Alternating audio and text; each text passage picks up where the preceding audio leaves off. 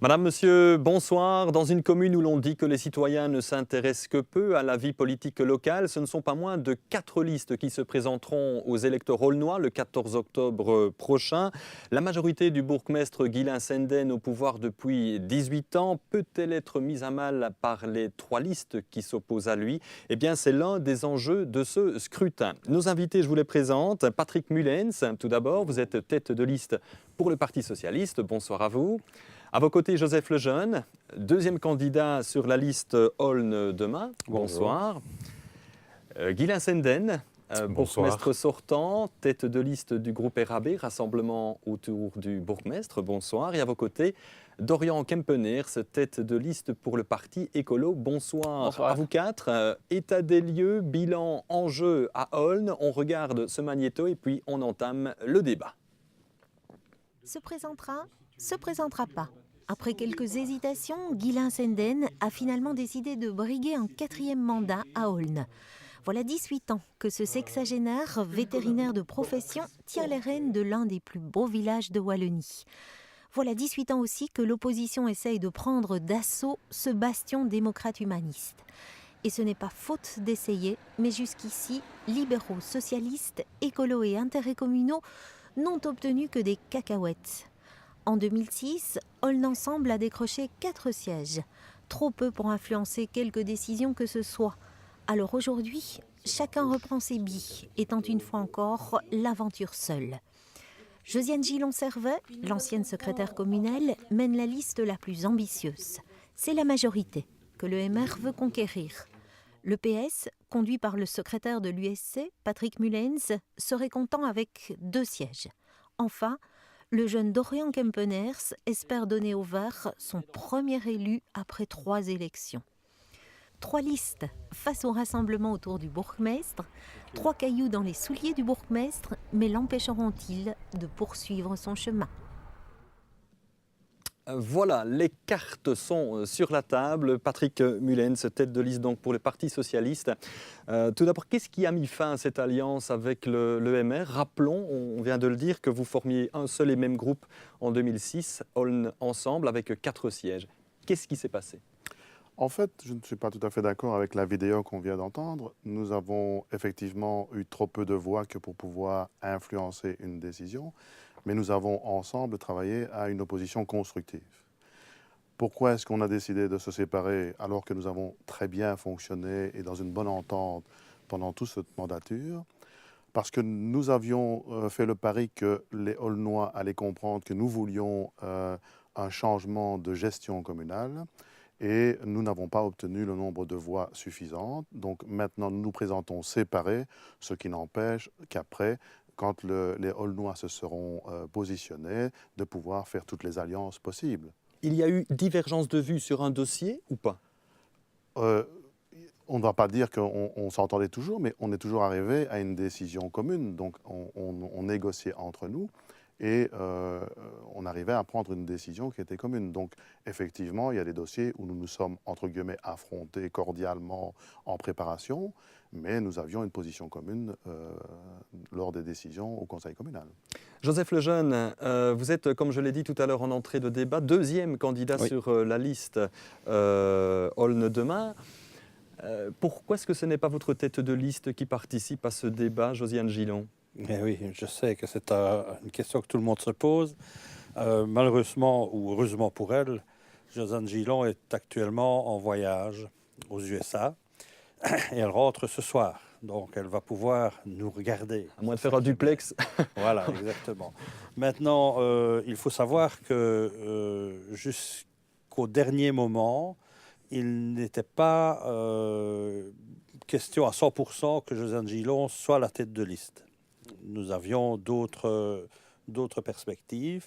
Maintenant, il se fait que notre candidat tête de liste ayant trop de surcharge professionnelle a décidé de ne pas continuer. Et je pense qu'il faut il faut voir ça avec des yeux, corrects. Hein. C'est tout à fait correct de sa part d'avoir dit à un moment donné, écoutez, moi, je ne saurais pas parce que je risque de ne pas pouvoir remplir mon mandat correctement. Et à ce moment-là, s'est posé la question de savoir comment nous allions présenter. Nous savions que nous voulions de toute façon présenter une équipe qui n'était pas nécessairement tournée autour d'une seule personnalité. Hein. Et donc, j'ai personnellement insisté pour que Josiane Gillot prenne la tête, parce que j'estime que c'est la personne la plus chevronnée à Olne, au niveau des dossiers en tout cas. Et qu'à ce niveau-là, elle allait pouvoir nous être d'une aide tout à fait correcte, non seulement pour nous, mais pour les habitants à qui elle a dévoué sa vie professionnelle pendant plus de 30 ans au sein de la commune. Et ça me paraît important. Guylain Senden, on l'a dit dans le magnéto, est-ce vrai que vous avez un moment hésité à rempiler?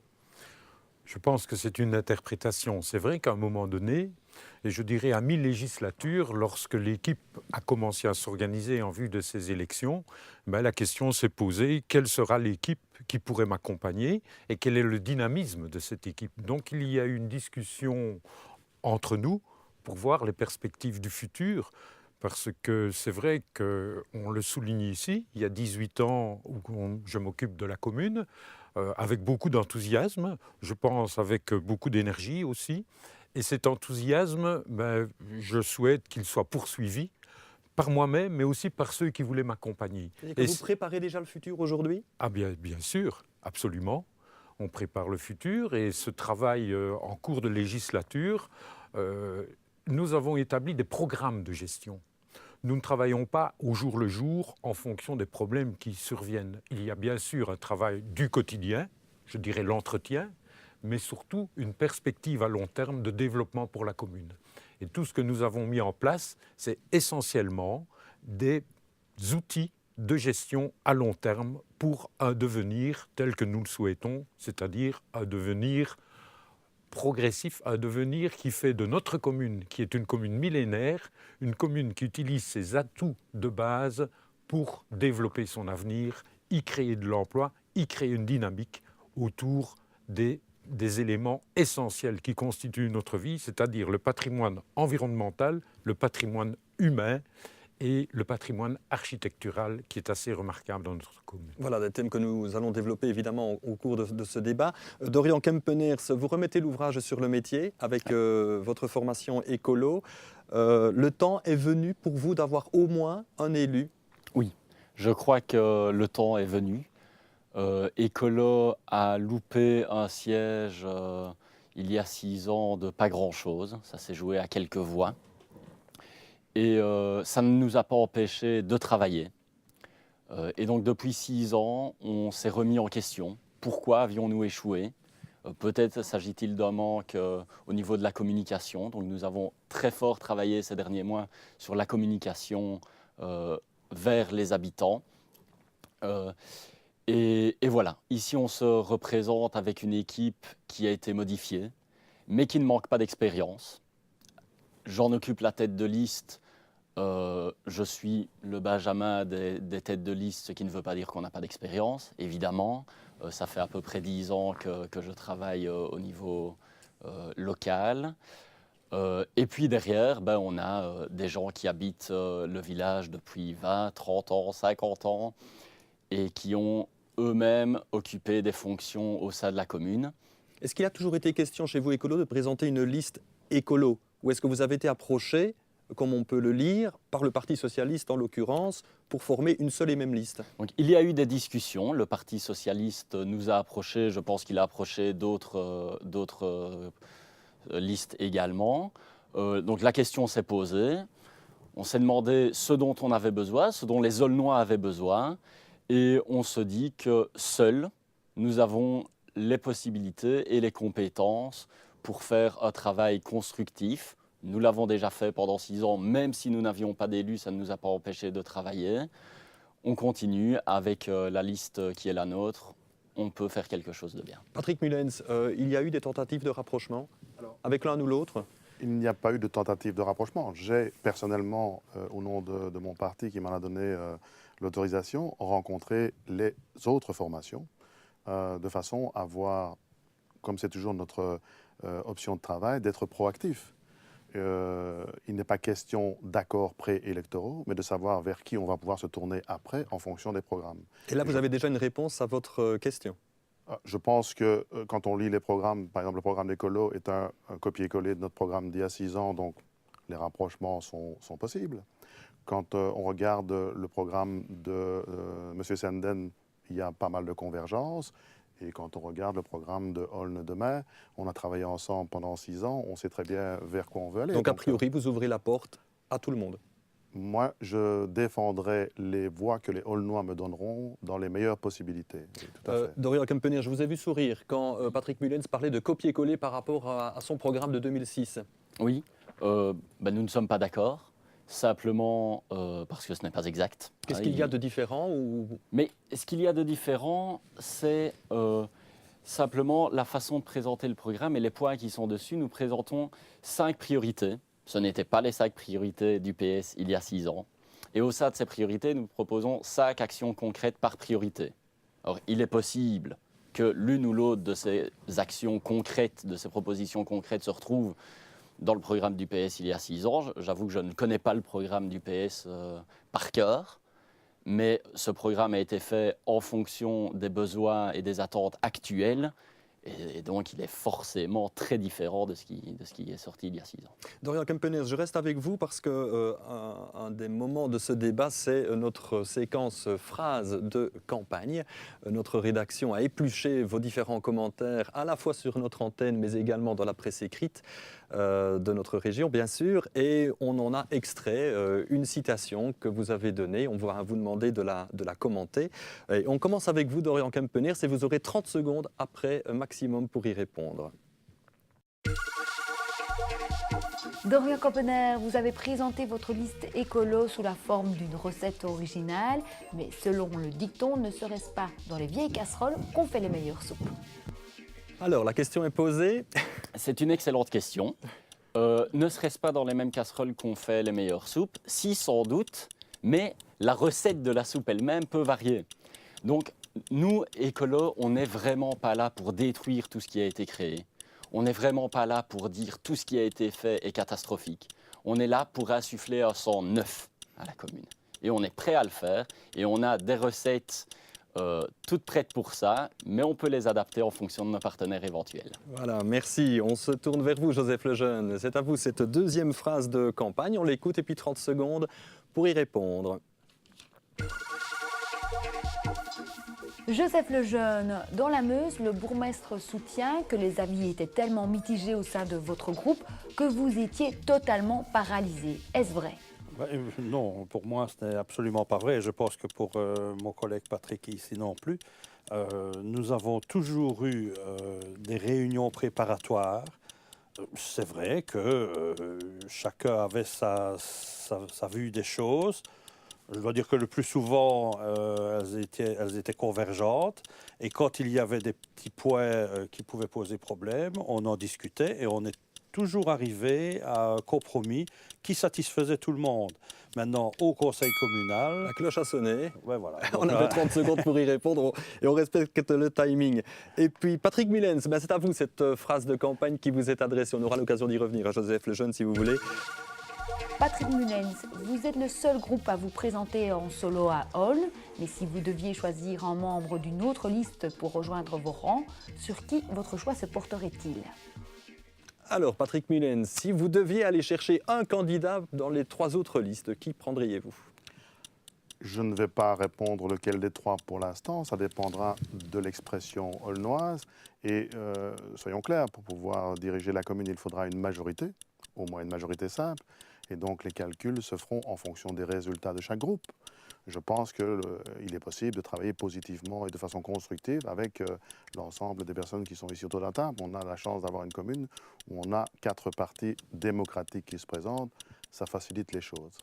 Merci Patrick Mullens. Et pour terminer, Ghislain Senden, également votre phrase de campagne. Vous réagissez directement après.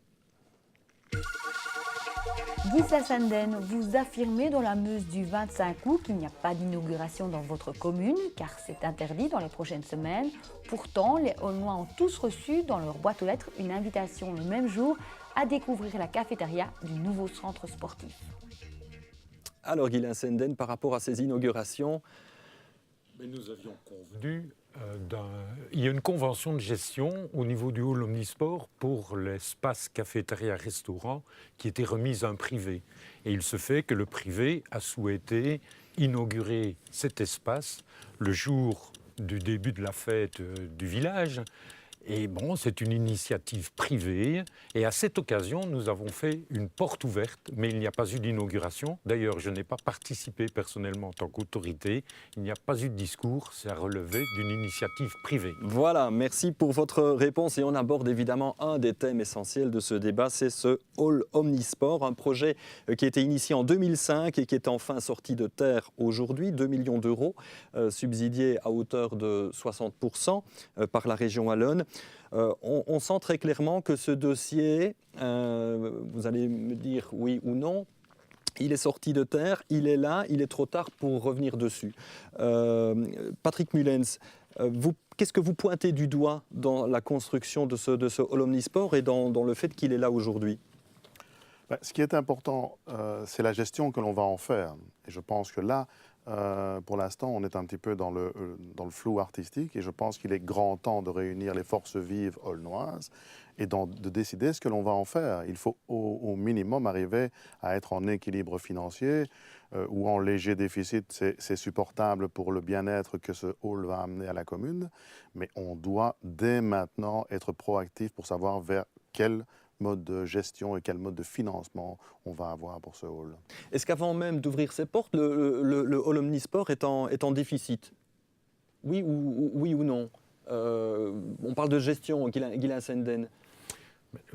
Je m'étonne que vous parliez de déficit d'une activité qui ne fonctionne pas encore. Il y a un investissement au départ. Il y a un investissement et cet investissement, vous l'avez dit, 2 400 000.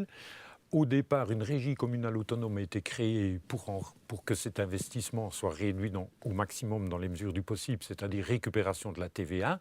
Maintenant, il s'agit de gestion, une gestion comme une société, avec l'application de la TVA, c'est bien sûr, et nous avons un budget prévisionnel qui a été calculé en tenant compte de prévisions minimalistes, et je puis dire de manière officielle que ce budget est prévu pour une année de 138 500 €, que le total des recettes prévues est de 121 000 €, résultat 17 000 € de déficit prévisionnel. Dans le plus mauvais des cas, c'est en dessous de la charge communale assurée pour l'ensemble de la gestion des salles actuellement. Donc nous ne considérons pas que ce soit un déficit grave, ça représente 0,5% des rentrées de la commune. Donc ce n'est pas quelque chose d'insurmontable, d'autant plus que c'est un nouveau service, un service qui sera performant, on a déjà pu l'apprécier, et un plus certain pour la commune. Est-ce que ces chiffres apaisent les différentes composantes autour de la table ? Joseph Lejeune. Ce sont des chiffres, voilà, on les avance d'une manière très très officielle. Oui, le problème c'est que M. Senden reprend des chiffres qui concernent l'ensemble des salles communales. Ce budget qu'il en met, c'est un budget qui reprend l'état des lieux et le budget commun à toutes les salles communales. Donc, quelque part, les salles qui existaient déjà commencent aujourd'hui, il a fallu du temps, mais commencent aujourd'hui à être un peu productifs au niveau financier. Et ça compense évidemment dans sa présentation le déficit du hall. Maintenant, moi, là où je me pose de gros problèmes, de grosses questions, c'est que dans ce budget, si nous travaillons bien sur le même, parce qu'aux 2 dernières réunions de la régie, M. Senden n'était malheureusement pas là, si nous travaillons bien sur le même, on y retrouve une location évaluée à 50 000 € pour la première année. Et là, je me pose des questions. Pour le moment, nous avons 2 clubs aulnois qui l'occupent, même si d'autres ont dit qu'ils viendraient. Actuellement, aujourd'hui, en tout cas lors de la réunion que nous avons eue lundi, on nous a bien dit qu'il y avait 2 clubs aulnois qui l'occupaient. Maintenant, il devait venir des personnes de l'extérieur. Bon, s'il faut ça pour arriver à tenir l'équilibre pendant un certain temps, tant mieux, mais j'espère que ce n'est quand même pas le but final d'avoir uniquement des personnes extérieures qui viennent. Alors, on va se justement servir parler des de halls. ces futurs utilisateurs. Dorian Kempeners, par rapport aux chiffres avancés, rassuré ou pas? Rassuré, ben, comme Guylain l'a dit, c'est difficile d'être rassuré puisque on ne sait pas. Hein. Donc nous, on n'a malheureusement pas été invités à prendre part aux décisions. On a essayé, comme d'habitude, Ecolo a essayé de manière constructive d'apporter son grain de sel, notamment quant à la gestion énergétique du bâtiment. Maintenant, effectivement, le hall est là, c'est un magnifique outil, donc on ne va pas cracher dans la soupe, on est content qu'il soit là et on va l'utiliser. Quant à la gestion future, ben, on demande à voir. Voilà. Il y a des choses qui doivent être faites, on sera vigilant, mais pour le bilan, je crois que c'est un peu prématuré de tirer un bilan maintenant, on verra. Le bilan de 2013, on le verra en 2014, après Alors, une année complète Par d'utilisation. rapport aux utilisateurs, Joseph Lejeune en parlait, tant qu'à présent, qui va occuper ce hall? Guylain Senden. Je souhaiterais répondre et je m'étonne de l'obstination de M. Lejeune à dire qu'il n'y a pas de club aulnois ou qu'il y en a 2, parce que hier soir, lors d'un débat, j'ai expliqué qu'il y en avait 8, je les ai cités d'ailleurs. J'ai l'impression qu'il y a ici des personnes qui vivent à Aulne, mais qui, malgré qu'ils sont impliqués dans des structures, ne connaissent pas bien ce qui se passe à Aulne. Donc j'insiste, il y a 8 clubs aulnois qui occupent pour le moment. Nous avons des demandes extérieures, mais il a été dit, et je l'ai dit à plusieurs reprises, qu'on donnerait priorité aux Aulnois dans les temps d'occupation. Il y a l'espace cafétéria-restaurant qui a été loué en privé. Donc dans le cadre de ces locations de base, il y a déjà une grosse location pour cet espace. Donc je pense, et je me permets de le répéter, le budget prévisionnel dont je viens de vous donner les chiffres ici est un budget minimaliste qui se base sur une occupation où tous les clubs aulnois ont droit d'y accéder. C'est d'ailleurs la volonté, puisque j'ai dit aussi que la salle des montagnards ne répondant plus aux normes, je ne souhaitais plus qu'on y travaille, s'il relève de ma responsabilité au niveau sécurité. Et nous avons tout fait pour que l'ensemble des clubs qui pratiquent du sport dans l'espace Les Montagnards rapatrient au niveau du hall. C'est fait. Et les clubs qui sont dans d'autres salles, étant donné que ces salles sont inadaptées, ont demandé d'eux-mêmes, par exemple, le judo, l'aïkido et le tai chi sont déjà au niveau du Alors, hall Dorian omnisport. Kempeners et puis Patrick Mullens par rapport aux utilisateurs. Vous voulez intervenir? Oui, je pense que le petit jeu de face-à-face qui vient de se jouer ici est assez intéressant, dans le sens où ça montre un grand manque, qui est le manque de concertation par rapport à ce hall omnisport. Effectivement, les clubs sportifs aulnois ont été approchés pour utiliser ce hall, et je pense qu'ils auront l'occasion de l'utiliser.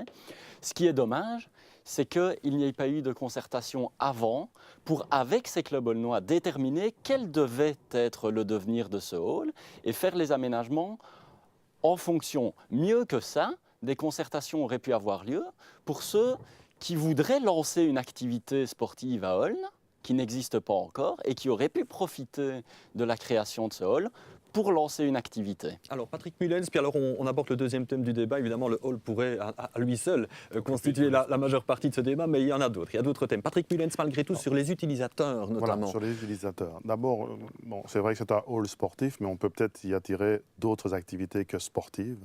On pourrait augmenter les utilisateurs. Il y a d'autres activités à Aulne qui pourraient très bien l'utiliser. Il y a des salles prévues à cet effet. Moi, ce qui m'inquiète dans l'utilisation de ce hall, c'est que nous avons appris, bien entendu, non pas de façon officielle, mais par la bande, qu'un club de première division, Timistère, avait été approché pour utiliser ce hall. Alors, ça ne me dérange pas que d'autres clubs viennent utiliser notre hall. J'allais dire mon hall, mais c'est notre hall à tous. Si c'est pour y créer une activité pour nos jeunes aulnois, si c'est pour que nos jeunes aulnois restent dans la tribune, même pas sur le banc, dans la tribune ou au bar, je ne vois pas l'intérêt d'avoir construit un hall pour y attirer l'extérieur. On a approché aussi le club de basket de Pepinster. Si c'est pour venir s'entraîner, entre eux et sans les jeunes aulnois, je ne vois pas l'intérêt. Si c'est pour y créer des clubs de jeunes aulnois, et que tôt ou tard, un jeune aulnois sort du lot et peut entrer en équipe première, je serai le premier à aller le soutenir durant les matchs. Et je suppose que ça fait partie aussi du calcul financier, c'est d'essayer d'attirer et d'occuper ce hall qui ne doit pas rester vide. Enfin, je suppose c'est clair, le gestionnaire de la brasserie a dit, si le club de première division de Timistère vient, sa brasserie est d'office en positif. C'est très bien, on en a besoin. Mais il y a aussi la vie des Aulnois, comme disait M. Kempener. C'est aussi un hall pour les Aulnois que les Aulnois doivent utiliser et qu'on doit concerter. La concertation avait eu lieu il y a 6 ans pour nous présenter le hall après projet réalisé. Ça s'était déroulé à la Chapelle-Ancé. Et effectivement, déjà à l'époque, les clubs disent on nous consulte trop tard. Donc je pense que maintenant, il faut essayer de rattraper la sauce. Un dernier mot, Gila Senden, oui, petite mais précision. Je crois qu'on est ici dans un cadre d'information et pas de désinformation. Dire qu'on n'a pas consulté les clubs, M. Mullens vient de le dire lui-même, il y a 6 ans, on a déjà consulté les clubs. On a fait plusieurs réunions, on a consulté les clubs. Il y a eu énormément de concertations sur les aménagements en fonction des clubs. D'ailleurs, ils disent tous maintenant qu'on a bien pensé à cela. En ce qui concerne le fait qu'on a contacté des clubs extérieurs, pas du tout. Ce sont des clubs extérieurs qui nous ont contactés. Et les clubs extérieurs qui nous ont contactés, c'est à travers des habitants aulnois qui pratiquent dans ces clubs-là. Donc, ce n'est pas... Et l'exploitant privé n'est pas la personne qui guide le choix des clubs et de l'utilisation de la salle. L'utilisation de la salle sera réglée dans le cadre du centre sportif local qui sera géré par l'ensemble des clubs. Et nous avons personnellement, au nom de la régie, écrit à l'ensemble des clubs pour les inviter à participer à ce centre sportif local. Alors attention, oui, Joseph Lejeune, puis on apporte le deuxième thème parce que je vois que le temps passe. Juste une petite précision. On a parlé tout à l'heure du club de judo. Le passage à la nouvelle salle lui a été fatal puisqu'il n'existe plus depuis quelques jours. Quant au We Club que M. Sanden prétend avoir cité hier, je n'étais pas tout seul dans la salle, mais moi je n'ai rien entendu. Il a en effet dit qu'il y avait We Club, mais il ne les a pas cités. Nous savons par exemple que le seul club vraiment important qui occupe la salle pour le moment, c'est le club de danse, qui a de gros problèmes parce qu'il a vu sa location plus que doubler en passant dans le hall omnisport. Maintenant, je sais très bien qu'on leur propose quelque chose de différent et que, évidemment, tout cela coûte, mais voilà, on en est là. Alors, au niveau des deux clubs, d'où est-ce que moi je tiens ça ? Une réunion de la régie communale autonome qui se passe tous les lundis à 13h, où le gestionnaire sportif nous a dit, on lui a posé la question, et la réponse a été, pour le moment, il y a 2 clubs qui utilisent la salle. Voilà. Bien, écoutez, on sera attentif à l'évolution de ce dossier plus que jamais. Joseph Lejeune, vous gardez la main, si je puis dire, pour aborder un thème qui, a priori, n'intéresse pas les citoyens. On parle de fiscalité à présent, et pourtant, c'est un des thèmes, on l'a bien senti durant cette campagne, qui mobilise les troupes. Aulne, paradis fiscal, point d'interrogation. Ça l'a été, est-ce que ça l'est toujours ? On a vu des articles notamment qui parlaient d'une explosion de la taxation à Aulne. Quelle est votre analyse et commentaire ?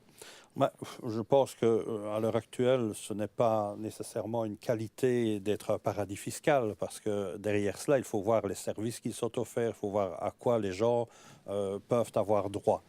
Maintenant, nous avions prévenu, Aulne Ensemble avait prévenu sur ce plateau il y a 6 ans que les taxes allaient augmenter à Aulne, qu'on arriverait à un pic aux alentours des années 2009. On ne nous a pas cru et pourtant ça a été le cas. Résultat, il a fallu augmenter les taxes sur une période assez limite. Voilà, on en est là. Maintenant, on attend de voir le service qui va suivre derrière cela. Est-ce qu'on va pouvoir les redescendre ou devoir les augmenter ? Ça, je vais dire, c'est dans les prochains mois, les prochains semestres qu'on va pouvoir se rendre compte exactement de la situation compte tenu de ce nouveau hall sportif. Ce qui est sûr, c'est que, à nos yeux, la commune a atteint sa capacité d'emprunt et qu'aujourd'hui, le RAB a bien difficile de sortir des projets d'avenir pour Aulne. Il n'y a plus d'argent pour ça. Ou si on doit en faire, il va falloir créer plus de taxes. Alors, réponse du principal intéressé, Ghislain Senden. Et avant de vous céder la parole, vous allez me dire si c'est vrai, vous auriez annoncé qu'on pourrait diminuer la fiscalité à l'avenir parce que le projet de hall est maintenant sur terre et qu'il n'y aura plus nécessairement de projet d'envergure comme celui-là à l'avenir. Nous avons toujours parlé vrai. C'est vrai qu'il y a 6 ans, on a dit qu'on adapterait la fiscalité aux besoins. Les projets étaient là. L'école était en cours de construction. pour avoir l'école, nous devions avoir un espace sportif et le hall omnisport était en projet. Donc on savait qu'on aurait besoin de moyens financiers. À côté de ces moyens financiers nécessaires est venue la crise avec la libéralisation de l'électricité qui représente 1,25 au niveau de l'IPP. Rien que le fait d'avoir libéralisé l'électricité a coûté aux citoyens 1,25. Les crises bancaires ont coûté aussi 0,5%, l'équivalent de 0,5% l'IPP. Donc, naturellement, cette augmentation-là est arrivée en plus des besoins. Nous sommes arrivés fin 2009 au pic des besoins pour la commune. On a décidé de ne plus faire d'emprunt pour les investissements. On n'a pas décidé de ne plus faire d'investissement. On a décidé de faire tout sur fonds propres. C'est possible. Donc, les besoins diminuent d'année en année. Nous pouvons donc, comme nous l'avons fait cette année, en diminuant de 2,5 l'impôt sur les personnes physiques et en diminuant de 2500 à 2250 le précompte immobilier, on a des perspectives de diminuer. Notre objectif auquel nous nous engageons, c'est pour la fin de la législature, être au moins à 7 au niveau de l'impôt des personnes physiques et à 2000 au niveau du précompte immobilier. C'est un engagement. Nous avons tenu nos engagements à la hausse en disant qu'on adapterait. On tiendra nos engagements. Dorian Kempener, sur la situation financière de la commune, quel est le regard d'écolo? Alors, le regard d'écolo, c'est comme à son habitude un regard qui construit, un regard d'avenir. Qu'est-ce qu'on peut se dire? On peut se dire que les taxes sont augmentées, c'est vrai. Et moi, je suis comme tout le monde, j'aime bien payer peu de taxes. Bon. Est-ce que ça veut dire que c'est scandaleux? Est-ce que ça veut dire qu'il faut tout changer? Mais non, évidemment non. On arrive à un chiffre qui est approximativement la moyenne wallonne, à quelques points près, dixième de points près, pardon. Et est-ce que c'est scandaleux pour une commune comme Olne qui a une qualité de vie quand même intéressante? Je ne pense pas. Si vous comparez par exemple avec des communes similaires, de même taille. Oui, on est dans la moyenne, hein. Il n'y a pas de réel problème avec ça. Là où il y a un problème, c'est quant à la méthode, une fois de plus. Ce changement, il avait été annoncé, il a été brusque. Hein. En 6 ans, on a doublé quasiment la taxation. Et donc, nous, on se pose des questions, une nouvelle fois, quant à la concertation qu'il y aurait pu y avoir avec les Aulnois. Et à ce titre, Écolo souhaite innover, vraiment innover. Et puisque le portefeuille est un sujet qui applique tout le monde, on souhaite appliquer les Aulnois dans la gestion de leur portefeuille au niveau communal en mettant sur pied un budget participatif. Voilà. Et d'ailleurs, une de vos propositions, c'est de créer un poste d'échevin de la participation citoyenne. Tout à fait. Un poste d'échevin de la participation qui aura pour rôle de voir avec les comités de quartier, quels sont les postes où il est possible d'appliquer la population. Le budget participatif en est un, le PCDN, Plan communal de développement de la nature, en est un aussi. Les commissions actuelles existantes comme la CCATM, Commission consultative d'aménagement du territoire et de la mobilité, existent mais pourraient être un peu améliorées. Donc tout ça, il y a de l'ouvrage sur le métier, c'est sûr. Patrick Mullens, vous parlez de rage taxatoire et encore, le mot est faible. Oui, je crois que je ne peux pas laisser dire n'importe quoi ici. D'abord, le paradis fiscal, il y a longtemps qu'il est terminé. 2, la moyenne de taxation, c'est faux. Nous sommes 13e au classement. Et donc, la moyenne est à 328 € par habitant et par an, et nous sommes à 355. Donc, ça veut dire que tous les matins, tous les Aulnois, du bébé dans le landau jusqu'à nos aînés, versent tous les matins 1 € dans la boîte aux lettres de la maison communale. Il faut gérer ça en bon père de famille. Donc, venir dire qu'on avait prévu qu'on allait augmenter, je rappelle à M. Senden que sa phrase était de maintenir la fiscalité à un niveau bas. Je crois que tout Aulnois qui a pu constater sa feuille d'impôt a remarqué que ce n'était pas le cas. Donc les promesses maintenant sont peut-être les mêmes qu'il y a 6 ans. Je pense qu'il faut gérer mieux le train de vie de la maison communale. Et je m'explique, ce n'est pas au niveau du personnel, c'est au niveau du fonctionnement. Un exemple vaut mieux qu'une longue explication. La rue du village vient d'être refaite, enfin elle est toujours en cours, on pave les trottoirs. Eh bien, on a loué pendant 6 mois une dameuse. Après 6 mois, on s'est rendu compte qu'il fallait peut-être l'acheter. Ça veut dire qu'on a payé 2 fois. C'est faux. Mais On a acheté une dameuse après 6 mois. Je pense qu'un niveau supplémentaire aurait été la supracommunalité. Pourquoi ne pas l'acheter en commun avec Herve, Soumagne, Trot, de façon à se la partager? Ça, c'est une gestion Bon, visiblement, saine. sur le coût de la dameuse, c'est faux. Bah, très C'était rapidement, mais des locations. en quelques secondes, hein, histoire de... C'était des locations à la journée, Voilà. On a bien loué pendant 6 mois avant de se décider à l'acheter. quelques jours sur 6 mois. Patrick Mounez, vous avez entendu le bourgmestre dire, oui, évidemment, il y a eu quand même, durant cette législature, des éléments qu'on ne pouvait pas maîtriser et qui font que ça influe sur les finances communales. C'est le cas à Olne, c'est le cas dans d'autres communes Je aussi. suis entièrement Il d'accord faut avec pouvoir lui. s'adapter. Je suis entièrement d'accord avec lui et je pense qu'il y a encore des éléments que malheureusement on ne peut pas maîtriser. Un élément important, au 1er janvier, toute une série de demandeurs d'emploi vont être exclus. La réforme est claire. Au 1er janvier, il y a 65 000 Belges qui vont être exclus du chômage. Nous avons une commune où il y a un peu plus de 160 demandeurs d'emploi.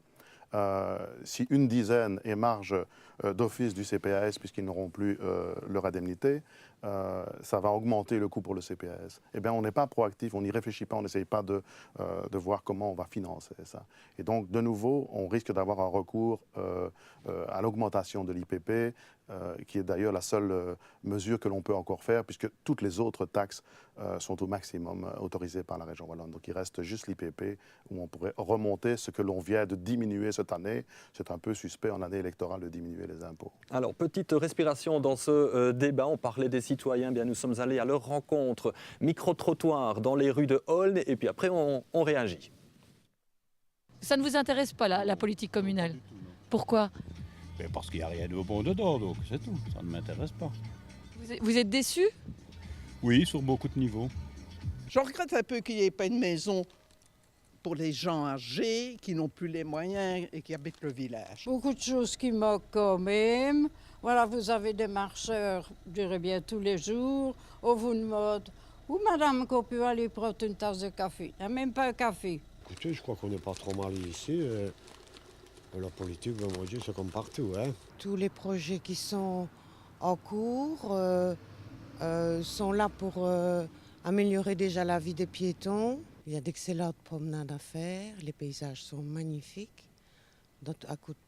Aux 4 saisons, comme Vivaldi. Voilà, un peu de poésie hein, dans ce débat, ça ne fait pas de tort, merci madame. Morceau choisi évidemment hein, dans les rues de Olne. Joseph Lejeune, tiens, on a vu des personnes âgées dans ce micro-trottoir. Bon, c'est un moment de la journée évidemment, si on y va d'autres, on rencontrera aussi peut-être d'autres personnes. Ceci dit, est-ce qu'à Olne, pour un jeune, il est difficile de s'y installer, pour une personne âgée d'y rester? Malheureusement, c'est un constat que je pense tout le monde fait. De savoir que quand on est jeune, ce n'est pas évident de poursuivre sa vie à Olne parce que l'immobilier est à un prix assez important et lorsqu'on devient plus vieux, il y manque de services et de moyens de communication, notamment au niveau des transports en commun. Maintenant, je pense qu'on doit vraiment essayer d'avoir une politique dans ce sens. On a une population vieillissante. Donc ça veut aussi dire que si on doit prévoir au niveau fiscalité, il faut se rendre compte qu'à un moment donné, les actifs, il y en aura de moins en moins. Donc il faut essayer vraiment d'accrocher les jeunes à notre commune. Et pour ça, nous avons certaines solutions. Nous essayerons de faire ce qu'il faut pour que ces jeunes puissent avoir une aide, qu'elle soit... Et là, le pouvoir communal peut donner des réponses. Mais je prends un exemple. Nous avons très peu de services de transport en commun à Olne. On pourrait très bien essayer d'imaginer, je ne dis pas que ça ne coûterait rien, mais d'avoir une ligne qui traverse Olne et qui rejoint la gare de Nessorvaux à Fléron. Et à partir de ce moment-là, tout le monde pourrait se déplacer un petit peu comme il le veut. Et ce serait peut-être l'occasion pour les jeunes ménages de ne pas devoir prendre une deuxième voiture. Et alors à ce moment-là, l'argent qu'ils économiseraient, ils pourraient le mettre dans l'immobilier à Olne. Voilà, ça c'est un exemple. Dorian Kempeners, vous êtes le plus jeune autour de la table. Et on le disait, pas facile pour un jeune de s'installer à Olne. Vous y êtes, vous l'avez dit tout à l'heure, depuis une dizaine d'années, moins même. J'y suis depuis moins que ça. Voilà, prenons votre cas, comment ça s'est passé? Alors effectivement, c'est difficile, ne disons pas des trop grands mots. Ce n'est pas évident de s'installer à Olne. Quant à dire que c'est plus cher à Olne qu'ailleurs, ce n'est pas tout à fait exact. Les villages avoisinants sont très chers aussi. Simplement, il faut savoir ce qu'on veut. Écolo est très attaché au caractère rural de la commune et on souhaite le préserver. Il n'est pas question pour nous, évidemment, de bâtir partout et n'importe où afin d'accueillir les jeunes, d'accueillir les aînés. Ce qu'Écolo veut, une nouvelle fois dans ce dossier, c'est innover. Alors, qu'est-ce que ça veut dire innover? C'est pour commencer de ne pas empêcher toute nouvelle construction, ça n'aurait pas de sens, c'est d'ailleurs impossible. Mais il existe des incitants qui permettraient aux jeunes et aux personnes âgées de s'installer de façon plus ou moins sympathique dans la commune. Ça passe par quoi? Ça passe par exemple par des habitats groupés. Ça passe par des aides à la rénovation de bâtis existants qui s'intègrent dans le paysage. Ça passe par des habitats originaux, l'intergénérationnel par exemple. Tout ça, ce sont des choses qu'il faut mettre sur le tapis, mais une nouvelle fois, en prenant compte de ce que veut le citoyen. Toute nouvelle construction et toute rénovation devrait être faite en concertation, d'une part avec l'administration bien entendu, mais aussi avec la CCATM et les riverains de ces nouvelles habitations et de ces habitations à rénover. On entend bien donc une nouvelle fois impliquer davantage le citoyen. Tiens, des bâtiments intergénérationnels, c'est un des points de votre programme, ça. Voilà au moins un point sur lequel vous vous entendrez. Tout à fait. Tout à fait. Et je ferai un peu un résumé des différentes vidéos que nous avons vues. La dame a un peu de poésie, elle dit que nous avons un superbe village, des belles promenades. Nous n'avons pas un superbe village, nous avons le plus beau village de Wallonie. Et on attire les gens à venir et nos jeunes ont une superbe école, un superbe réseau libre et un superbe réseau public, un superbe hall de sport. Et puis, quand ils deviennent adolescents, ils ont une maison des jeunes qui ne porte que le nom parce que je vous invite à la visiter. Et puis, quand ils veulent quitter le nid familial, c'est impossible de s'installer, c'est trop cher. Donc, ils s'en vont. Et comme dit madame, les aînés, il n'y a rien de prévu pour eux. Je pense que ça, c'est vraiment notre priorité. Ça, c'est pas de la caricature? Non, ce n'est pas de la Quand caricature. on dit rien n'est prévu pour eux? Quasi rien. Il n'y a pas de service à domicile, il n'y a pas d'aide à domicile. Je pense que tout ça doit être mis en place de façon en concertation avec les aînés pour savoir ce qu'ils désirent, ce qu'ils ont besoin comme aide. On a une association locale pour l'emploi, une ALE, qui s'inaugure demain soir. Eh ben, c'est l'idéal d'essayer de trouver un compromis entre l'ALE et l'aide à domicile pour permettre à nos aînés de rester le plus longtemps possible chez eux. Après, il y a les maisons kangourous, où on peut soit la personne âgée accueille un jeune couple dans une maison partagée et ils s'entraident, soit l'inverse, un couple comme le mien où les enfants sont partis, la maison est trop grande, je peux me permettre d'accueillir une personne âgée. C'est subventionné, il faut le savoir. Et puis, alors, il y a l'intergénérationnel, comme nous l'avons vu à Aïncourt, les jeunes au rez-de-chaussée, les aînés au rez-de-chaussée, les jeunes à l'étage, et ils peuvent se réinstaller après. Attention à votre temps de parole, Patrick Mullens, on a encore un thème à développer avant la conclusion. Ghislain Senden, par rapport à cette problématique, cohabitation, jeunes, aînés, les services sont-ils suffisants pour eux? Oui, je pense qu'il y a des membres du groupe PS qui sont à l'action sociale et je pense qu'ils ne seraient pas très contents d'entendre qu'il n'y a rien pour les aînés. Il y a un service, il y a 2 personnes qui travaillent à temps plein pour l'aide aux aînés. Il y a une personne au sein de l'administration communale qui travaille pour l'aide aux aînés et il y a énormément d'initiatives qui sont prises. Mais nous avons un projet de créer, à partir de l'Agence locale pour l'emploi et à partir du bénévolat, un service qui est l'accompagnement des aînés dans le cadre de leur solitude, donc de personnes, une fonction d'assistante, de personnes de compagnie en quelque sorte. C'est dans le projet de programme et ce sera tout à fait réalisable au travers de l'Agence locale pour l'emploi. Pour le logement, vous avez parlé d'initiatives privées. Tous les privés peuvent prendre des initiatives pour accueillir comme ils veulent. Au niveau du public, la rénovation, nous l'aidons. Dans l'entretien du patrimoine, on aide, mais là aussi, la rénovation n'est pas la voie la moins chère. Au niveau des lotissements, on a veillé à faire des parcelles de différents types pour permettre justement à des jeunes, à des ménages avec moins de moyens, d'habiter dans une commune comme la nôtre, qui est jolie et auquel tout le monde a droit de participer, autant ceux qui ont des gros moyens que ceux qui ont des plus petits moyens. Joseph Lejeune, tout le monde s'accorde à dire que, enfin, je ne sais pas, c'est Patrick Mullens qui l'affirme, hein, que vous avez la plus belle commune de Wallonie. C'est vrai que c'est l'un des plus beaux villages. Ce qui nous amène au thème de la ruralité. Comment préserver, autant que faire se peut, le caractère rural d'une commune comme la vôtre? Et est-ce d'ailleurs l'intention? Mais je crois que c'est l'intention de tout le monde, hein. Je crois que tout le monde a ce souci-là. C'est évidemment pas une pas forme facile. de repli sur soi? Non, parce que je pense qu'il y a un cadre de vie à préserver à Olne, et aussi bien pour les plus anciens que pour ceux qui y arrivent. Ils y arrivent pour les atouts de Olne, et ces atouts-là, il faut essayer de les préserver absolument. Ce ne sera pas facile parce que quand on est à Riez-Saussard, on est à 1 kilomètre de Fléron, et à Fléron commence la ville. Donc elle est vraiment à nos portes.